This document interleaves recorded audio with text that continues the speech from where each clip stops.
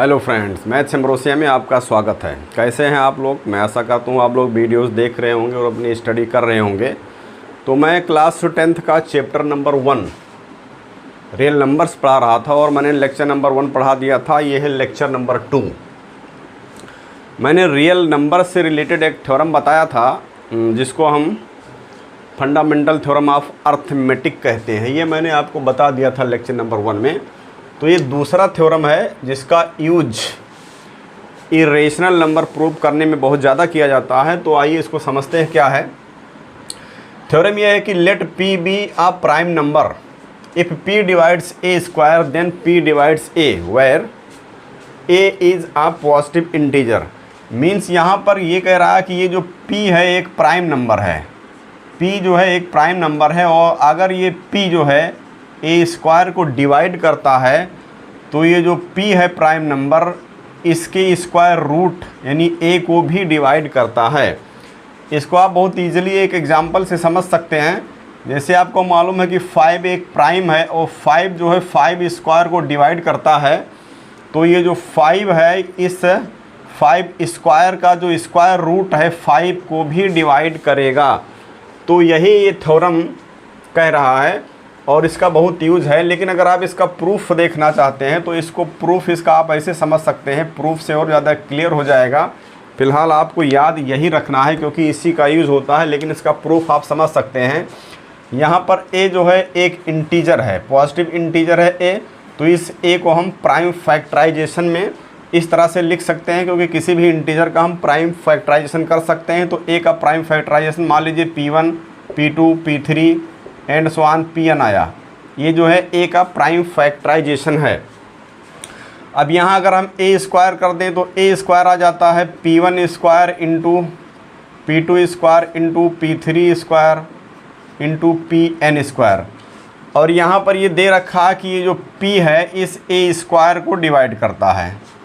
p divides a square, p जो है a square को डिवाइड करता है। तो p अगर a स्क्वायर को डिवाइड करता है तो इसका मतलब ये हुआ कि जो p है इस a स्क्वायर का एक प्राइम फैक्टर है। लेकिन a स्क्वायर का प्राइम फैक्टर यहाँ पर P1 P2 P3 और Pn है क्योंकि स्क्वायर या क्यूब लगने से प्राइम फैक्टर्स तो चेंज नहीं होते हैं, प्राइम फैक्टर यूनिक होते हैं। तो यहाँ पर a स्क्वायर का prime factor P1 P2 P3 और Pn है। और p अगर a स्क्वायर को डिवाइड करता है तो p जो है a स्क्वायर का एक प्राइम फैक्टर होगा और प्राइम फैक्टराइजेशन यूनिक होता है। इसका मतलब ये हुआ कि p जो है इन्हीं किसी में से एक होगा। तो p का वैल्यू इन्हीं में से कोई एक होगा और a का जो वैल्यू है P1 into P2 into P3 into Pn है। तो जब ये p इसी में से कोई एक है तो इसका मतलब कि ये p जो है a को भी डिवाइड करता है। तो ये इसका प्रूफ रहा, लेकिन इसका प्रूफ आपको इम्पॉर्टेंट नहीं है क्योंकि इसका प्रूफ एग्ज़ाम में नहीं आएगा। एग्ज़ाम में इसका यूज़ आएगा। तो ध्यान यही रखना है कि p अगर a स्क्वायर को डिवाइड करता है तो p a को भी डिवाइड करेगा। अब हम आपकी एक्सरसाइज देखेंगे, NCERT एक्सरसाइज 1.2।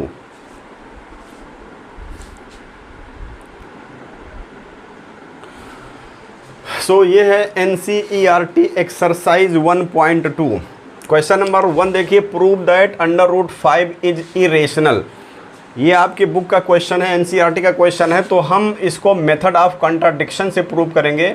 इस तरह का कोई भी क्वेश्चन अगर है √3 है, √2 है, √5 है, √7 है तो यही रूल लगेगा। इस रूल को आप समझ लीजिए। इस एक क्वेश्चन से बहुत सारे क्वेश्चन लग जाएंगे क्योंकि सबका सेम तरीका है। तो यहाँ पर हमको प्रूव करना है √5 इज इरेशनल। तो मेथड ऑफ कंट्राडिक्शन में क्या करते हैं, हम इसका उल्टा मानते हैं, हम इसको रेशनल मानते हैं और हम एक कंट्राडिक्शन पर पहुंचते हैं, एक विरोधाभास पर पहुंचते हैं। तो हम यहाँ पर लेट कर लेते हैं, लेट √5 इज रेशनल। हमने ये लेट कर लिया। हमको इरेशनल प्रूव करना है, अपरिमेय प्रूव करना है, लेकिन हमने इसको रेशनल लेट कर लिया। हमने मान लिया कि ये परिमेय है। तो let √5 is rational, therefore √5 is equal to हो जाएगा p/q where p and q have no common factor except 1। और ये मालूम है क्यों नॉट इक्वल टू 0 होता है, क्योंकि अगर कोई भी नंबर रेशनल है, हमने रूट 5 को रेशनल माना है, परिमेय माना है, तो कोई भी परिमेय संख्या, कोई भी रेशनल p बाई क्यू के फॉर्म में होता है और यहाँ पर p बाई क्यू के फॉर्म में होता है, तो ये p बाई क्यू को लीस्ट लिया गया है, यानी इसको कट कर दिया गया है, इसका कोई कॉमन फैक्टर नहीं है। p and q have no common factor except 1। 1 तो सबका कॉमन फैक्टर होता है, यहाँ पर p और q का कोई कॉमन फैक्टर नहीं है, कोई उभयनिष्ठ गुणनखंड नहीं है, इसको हमने लेट कर लिया। अब हम इसको क्रॉस मल्टीप्लाई करेंगे, तो आएगा √5 q is equal to p। फिर यहाँ पर स्क्वायर कर देंगे दोनों साइड में, यहाँ पर लिखेंगे स्क्वायरिंग बोथ साइड्स, तो यहाँ हम स्क्वायर कर देंगे, तो ये √5 का स्क्वायर करेंगे तो 5 आएगा, यहाँ q स्क्वायर आ जाएगा और यहाँ p स्क्वायर आ जाएगा। तो हमें देख रहे हैं कि यहाँ से जो p स्क्वायर है, p square is equal to आ गया 5q स्क्वायर, p स्क्वायर आ गया 5q स्क्वायर।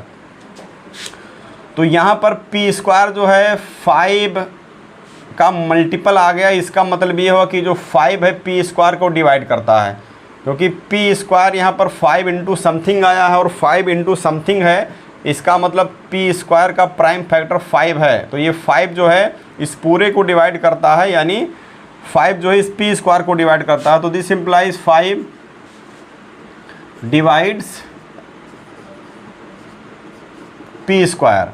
और अभी एक थ्योरम बताया कि अगर ये कोई प्राइम नंबर 5 p स्क्वायर को डिवाइड कर रहा है, तो ये इम्प्लाइज करेगा कि ये जो 5 है, this implies 5 divides p, 5 divides p। तो ये 5 जो है p को भी डिवाइड करता है। अब अगर ये 5 p को डिवाइड करता है, इसका मतलब ये हुआ कि जो p है वो 5 का मल्टीपल है, therefore p is equal to 5k, where k is integer. यहाँ पर k एक इंटीजर है, क्योंकि अगर ये 5 जो है p को डिवाइड करता है तो p का वैल्यू जो है 5 का मल्टीपल होगा। अब इस p का जो वैल्यू है हम यहाँ पर पुट करेंगे, इसको इक्वेशन नंबर 1 मान लेते हैं। 5q square is equal to p square, यहाँ जो आया इसको इक्वेशन नंबर 1 मान लेते हैं। तो putting the value of p,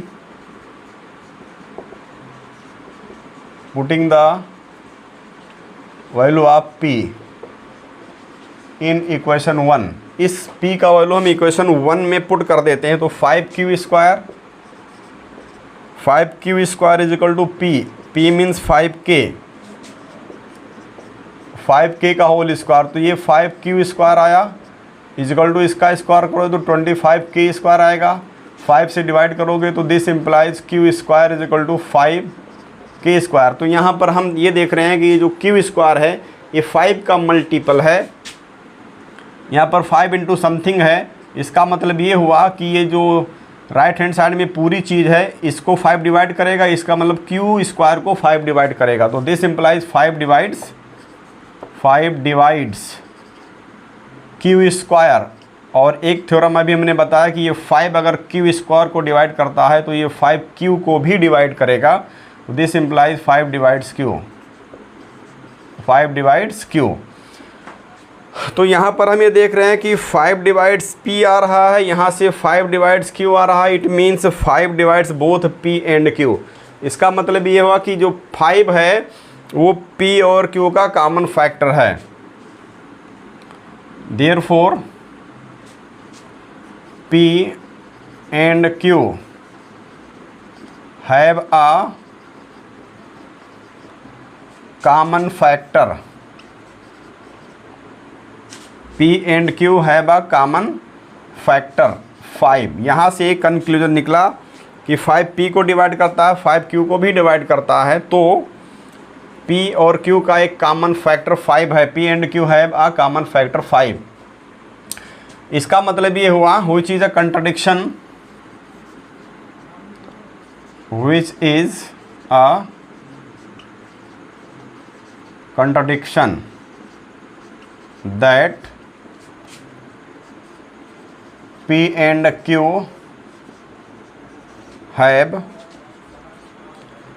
no common factor except 1, क्योंकि हमने स्टार्टिंग में मान लिया था कि √5 is equal to P by Q है, where P and Q have no common factor except 1, तो हमने इसको मान लिया था। लेकिन यहाँ पर कंक्लूजन में ये निकल रहा है कि P और Q का एक कॉमन फैक्टर 5 है, और ये एक कंट्राडिक्शन है। और ये कंट्राडिक्शन क्यों अराइज हुआ, इसको हम लिख सकते हैं, दिस कंट्राडिक्शन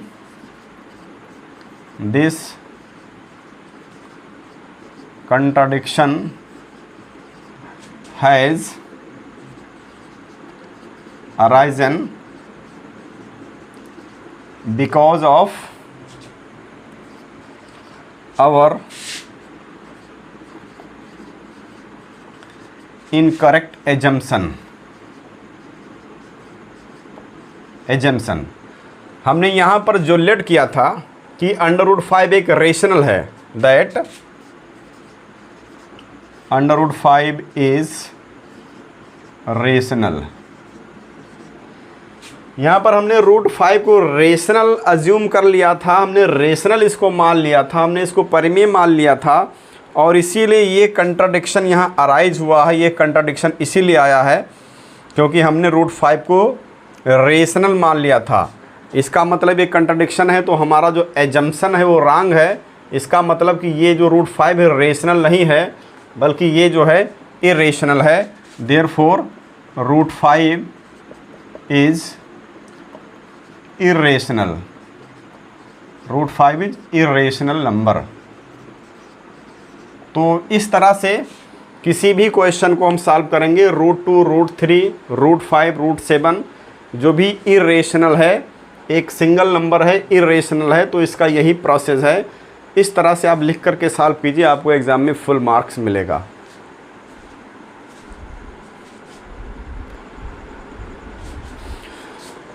क्वेश्चन नंबर 2 देखिए, प्रूव दैट 3 + 2 √5 इज इरेशनल। तो इसका सॉल्यूशन हो जाएगा, यहाँ पर हमको 3 + 2 √5 को इरेशनल प्रूव करना है। तो यहाँ पर हम लेट कर लेते हैं, लेट 3 + 2 √5 इज रेशनल। हमने यहाँ पर रेशनल लेट कर लिया, तो जब हमने इसको रेशनल लेट कर लिया तो देयरफॉर हो जाएगा 3 + 2 √5, हमने रेशनल लेट कर लिया तो ये P बाई Q के फॉर्म में हम इसको लिख सकते हैं, where P and Q belongs to Z, यानी P और Q Z का मेंबर है। Z means set of integers, तो P और Q इंटीजर्स है। इसका मतलब यही हुआ कि P और Q इंटीजर्स है, और Q जो है नॉट इक्वल टू 0, ये डिनोमिनेटर में जो है 0 के इक्वल नहीं है, P और Q इंटीजर है।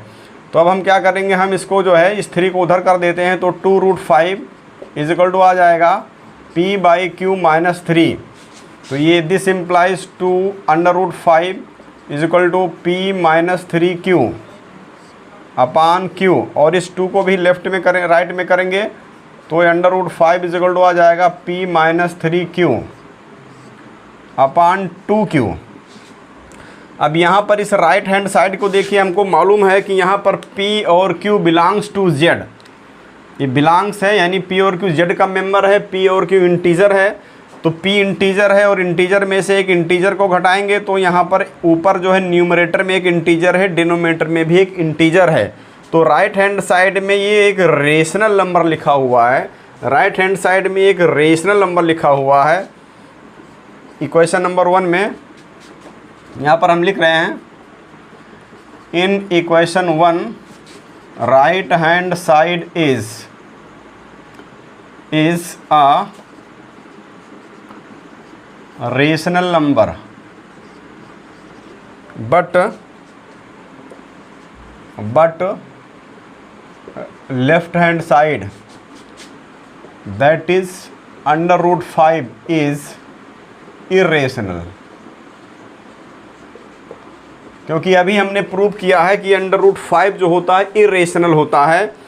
अगर किसी भी नंबर का स्क्वायर रूट नहीं निकलता है तो वो इरेशनल होता, हमको मालूम है। तो यहाँ पर राइट हैंड साइड तो एक रेशनल नंबर है, लेकिन left hand side that is √5 is irrational, ये हमारा इरेशनल है। तो ये एक कंट्राडिक्शन है, this is a contradiction, this is a contradiction, क्योंकि हमने इसको रेशनल लेट किया है और रेशनल लेट किया, इसलिए ये कंट्राडिक्शन आया है। क्योंकि यहाँ पर राइट हैंड साइड में रेशनल नंबर है और लेफ्ट में इरेशनल नंबर है, तो रेशनल नंबर इरेशनल नंबर के इक्वल कभी हो नहीं सकता है, तो ये कंट्राडिक्शन है। और ये कंट्राडिक्शन अराइज कैसे हुआ, this is a contradiction and this has arisen, this contradiction has arisen due to incorrect assumption, due to incorrect assumption that 3 + 2 √5 is rational। हमने 3 + 2 √5 को रेशनल लेट कर लिया था और इसीलिए ये कंट्राडिक्शन आया है, क्योंकि ये रॉन्ग एजम्पशन है, इनकरेक्ट एजम्पशन है। तो इसलिए यहाँ से कंक्लूजन निकाल सकते हैं कि ये जो है रेशनल नहीं है बल्कि ये इरेशनल है। Therefore 3 + 2 √5 is irrational. तो इस तरह के क्वेश्चंस में हम मेथड ऑफ कंट्राडिक्शन यूज़ करते हैं। हमको इरेशनल प्रूव करना है, रेशनल लेट करते हैं और उसके बाद कैलकुलेशन करते हैं, तो हम एक कंट्राडिक्शन पर पहुंच जाते हैं। और ये कंट्राडिक्शन रॉन्ग एजम्पशन या इनकरेक्ट एजम्पशंस की वजह से जो है उत्पन्न होता है। तो इस तरह से हम इस टाइप के क्वेश्चन को प्रूव कर लेते हैं।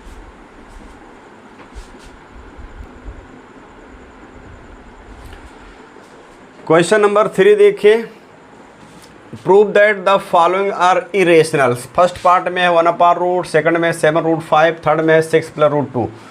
तो ये जो क्वेश्चंस है प्रीवियस क्वेश्चन नंबर 2 की तरह से, इसको हम उसी तरह से सॉल्व करेंगे। तो इसका सोल्यूशन देखिए, यहाँ पर 1/√2 को हमको इरेशनल प्रूव करना है। तो सबसे पहले लेट करेंगे, लेट 1/√2 इज रेशनल। पहले हमने इसको रेशनल लेट कर लिया, अब रेशनल है तो देयरफॉर 1/√2 = P/Q हो जाएगा। और P and Q belongs to integer, means they are integers and Q not equal to 0। अब इसको उल्टा कर दीजिए, इसको रिवर्स कर दीजिए, दिस इम्प्लाइज √2 = Q/P हो जाएगा। अब हमको मालूम है कि ये जो है इरेशनल होता है, ये इरेशनल होता है, लेकिन Q/P ये तो रेशनल दिख रहा है साफ साफ, क्योंकि ये इंटीजर है ऊपर नीचे, तो रेशनल है। तो ये है रेशनल।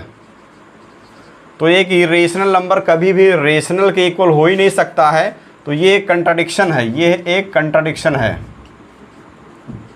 ये कंट्राडिक्शन है। और ये कंट्राडिक्शन अराइज कैसे होगा, ये कंट्राडिक्शन इसलिए आया क्योंकि हमने 1/√2 को रेशनल माना था। तो ये हमारा एजम्पशन गलत था। तो ये जो है रेशनल नहीं है बल्कि ये इरेशनल है। Therefore 1/√2 is irrational. इसको इस तरह से एक्सप्लेन करके सॉल्व कर सकते हैं। इसी तरह से ये 7√5 को भी हम सॉल्व करेंगे। इसका सोल्यूशन क्या हो जाएगा, सोल्यूशन 7√5 को हम लेट कर लेते हैं, लेट 7√5 इज़ रेशनल। हमको 7√5 को इरेशनल प्रूव करना है, लेकिन हमने इसको रेशनल लिया क्योंकि हमको मेथड ऑफ कंट्राडिक्शन यूज़ करना है। अब अगर ये रेशनल है, देयरफॉर 7√5 जो है ये P/Q के इक्वल हो जाएगा, क्योंकि कोई भी रेशनल नंबर P/Q के फॉर्म में ही लिखा जाता है, where P and Q are integers and Q not equal to 0। अब यहाँ पर इस 7 को हम अगर राइट साइड में कर दें तो ये √5 = आ जाएगा P/7Q।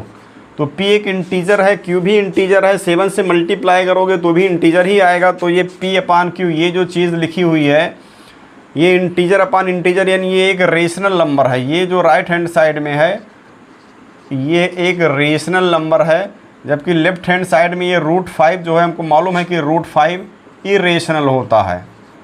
तो ये है इरेशनल। अब एक इरेशनल नंबर के इक्वल कभी हो ही नहीं सकता है, ये एक कंट्राडिक्शन है, ये एक कंट्राडिक्शन है। और ये कंट्राडिक्शन कैसे आया, ये कंट्राडिक्शन क्यों आया, क्योंकि हमने 7√5 को रेशनल माना, और रेशनल माना इसीलिए कंट्राडिक्शन आया। तो हमने जो है रॉन्ग एजम्पशन लिया है, तो इसलिए ये जो है रेशनल नहीं है, बल्कि ये क्या है, ये इरेशनल है। Therefore 7√5 is irrational. तो इस तरह से इसको एक्सप्लेन करके लिखा जा सकता है, ये मैंने एक्सप्लेन कर दिया है। और ये 6 + √2 क्वेश्चन नंबर 2 की तरह से आप सॉल्व कर सकते हैं, ये आपका होमवर्क है।